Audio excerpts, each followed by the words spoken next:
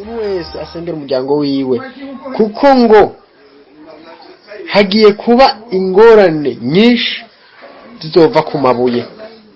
Nagiye nza kubona umuntu anjana ahantu ambwira ngo humura amaso urabe witegereze hejuru ngo inkota y'Uhoraho yamaze kuva mu Rwubati ngo kandi ngo ngibige ibihome byari byarazibiye nyankota kugira ngo ntizanane uburake bwinshi ngibige birabomaguritse ngo nivyo bizotangura gukubita abantu. No kuvuga ngo ivyo bihome nabona ari ibihome by'amabuye manini bikomakomeye. Ivyo bihome rero bimaze kubomoka yamabuye niyo yatangwe gukubita abantu yari yubatse bya bihome. Amaze gukubita abantu ncanza kubona umuntu ambwira ngo wabonye abemeye kwezwa bagatungana ngabari aho bari ni bake cyane babaho ngabariya ngo bari mwihema ngo riboneka yuko umengo nta kimazi rifise.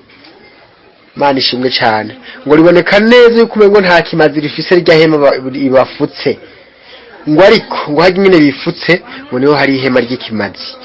Nca mbona ariko arambwira ngo babwire bezwe neza ngo kuko ngo muri iyi minsi ngo aya mabuye yaje gukubita bano bantu ngo inkota nayo izoshijamwo. Mana dufashe cyane.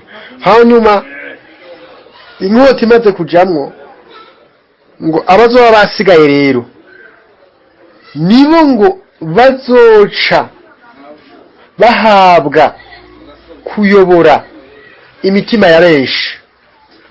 Hama iryo jambo maze kuribwirwa ndamusubiza ngo mbega ico bita kuyobora imitima ya benshi ni giki?